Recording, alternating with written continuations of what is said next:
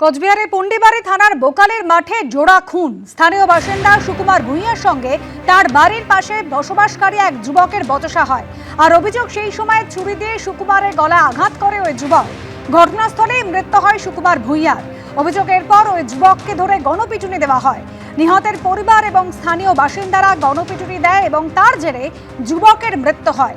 ঘটনায় ৩ অভিযুক্তকে গ্রেপ্তার করেছে পুন্ডিবাড়ি থানার পুলিশ। জোড়া খুনের ঘটনায় একটি ভিডিও ভাইরাল হয়েছে, যাতে দেখা যাচ্ছে পুলিশের সামনে গণপিটুনি দেওয়া হচ্ছে খুনে অভিযুক্ত যুবককে।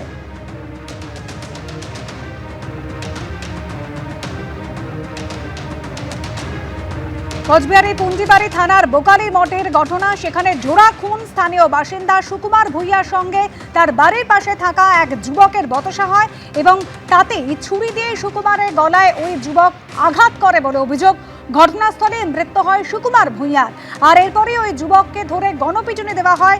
নিহতের পরিবার এবং স্থানীয় বাসিন্দারা গণপিটুনি দেয় এবং যার জেরে ওই যুবকেরও মৃত্যু হয়। ইতিমধ্যেই 3 অভিযুক্তকে গ্রেপ্তার করেছে পুলিশ। ওরা ওদের কি করছে, মারাপিট করছে ওরা।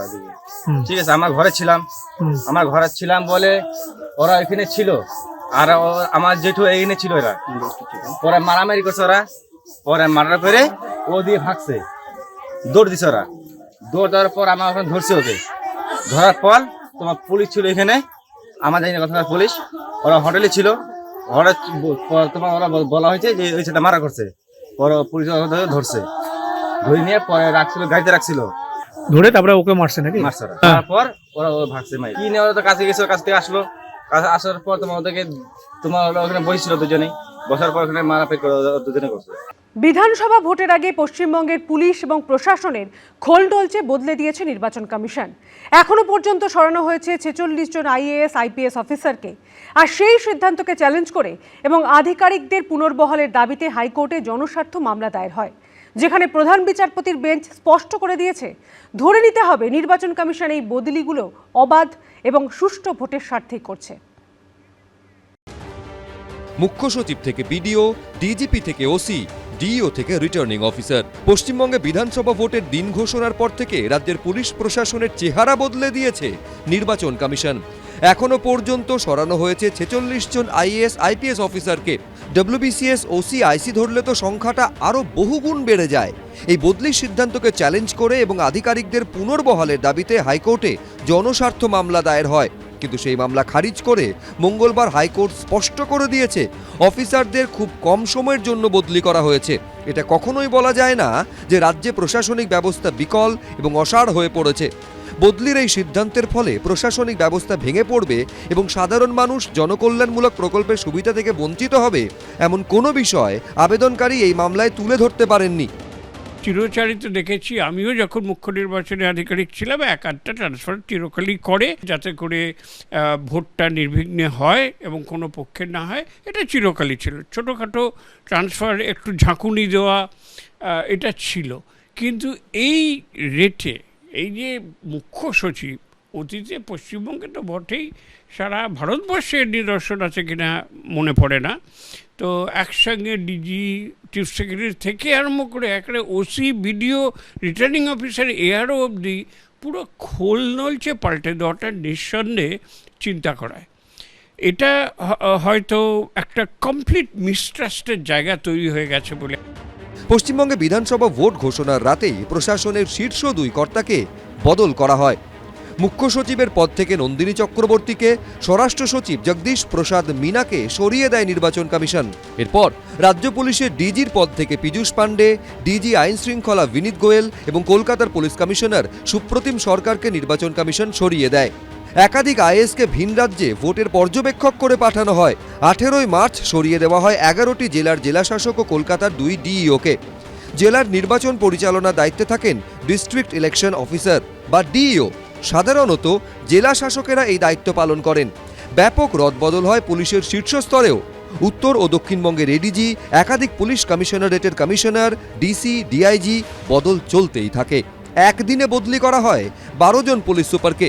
গত রবিবার রাজ্য পুলিশের 142টি থানার আইসিকে সরিয়ে নতুন আইসিদের নিয়োগের নির্দেশ দেয় নির্বাচন কমিশন। পাশাপাশি কলকাতারও 30টি থানার ওসি বদল করে কমিশন। 11 জন ডিআইবিকে বদলের নির্দেশ দেওয়া হয়। গত 23শে মার্চ 73 জন রিটার্নিং অফিসারকে সরিয়ে দেয় নির্বাচন কমিশন। মঙ্গলবার অফিসার বদলি সংক্রান্ত মামলায় হাইকোর্ট জানায়, ধরে নিতে হবে নির্বাচন কমিশন এই বদলিগুলো অবাধ এবং সুষ্ঠু ভোটের স্বার্থেই করেছে। নির্বাচন কমিশনের উদ্দেশ্য ফেয়ার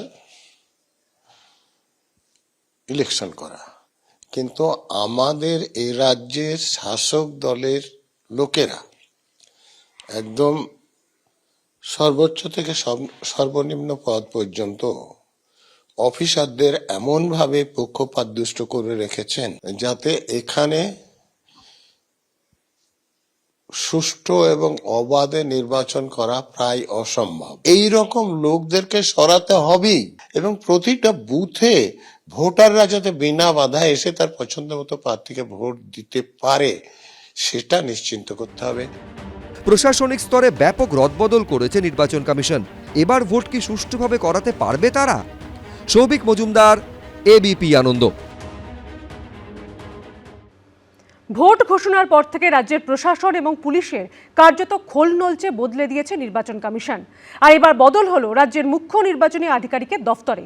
ডেপুটি সিইও সহ 4 জন আধিকারিককে সরিয়ে দেওয়া হলো। তবে কী কারণে এই বদলি তা নিয়ে কিছু বলা হয়নি। তবে এই নিয়ে শুরু হয়েছে রাজনৈতিক চাপানোতর। মুখ্য সচিব থেকে বিডিও, রাজ্য পুলিশের ডিজি থেকে থানার ওসি, ভোট ঘোষণার দিন থেকেই রাজ্যের পুলিশ ও প্রশাসনে কার্যত রেকর্ড সংখ্যক বদলি করেছে নির্বাচন কমিশন। আর এবার কার্যত কমিশনের ঘরেই বদলি করল কমিশন। সরিয়ে দেওয়া হলো উপমুখ্য নির্বাচনী আধিকারিক সহ সিইও দপ্তরের 4 অফিসারকে। তাৎপর্যপূর্ণ বিষয় হলো নিজের দপ্তরের আধিকারিকদের বদলির প্রস্তাব করেছিলেন খোদ মুখ্য নির্বাচনী আধিকারিকই। নবান্নের তরফে জারি করা নির্দেশিকায় তেমনটাই দাবি করা হয়েছে। ডব্লিউবিসিএস অফিসার সুব্রত পাল সিইও দপ্তরের ডেপুটি সিইও হিসেবে নিযুক্ত ছিলেন, তাকে সরানো হয়েছে। WBCS officer Narendranath Dutta CEO দপ্তরের অতিরিক্ত সচিব ছিলেন, তাকে বদলি করা হয়েছে। সিইও দপ্তরের আরেক অতিরিক্ত সচিব সুপ্রিয় দাসকেও সরিয়ে দেওয়া হয়েছে। সিইও দপ্তরের যুগ্ম সচিব মিঠু সরকারকে মাদ্রাসা শিক্ষা দপ্তরের যুগ্ম সচিব করে পাঠানো হয়েছে। কিন্তু কি কারণে এই বদলি তা নিয়ে কিছু বলা হয়নি। The officers who have gone were in no way, any way involved in any leakage or disposal of the forms or receipt of the forms or in that wing. তবে তাতে রাজনৈতিক চাপানোতর থেমে নেই। তারা তাদের উপর আস্থা রাখলেন না, এটা যাদের উপর আস্থা রাখলেন না ট্রান্সফার করলেন এই সময়, তাহলে পরে নিশ্চয় তার যে অফিসার্স আছেন তাদের প্রতি একটা অপমান।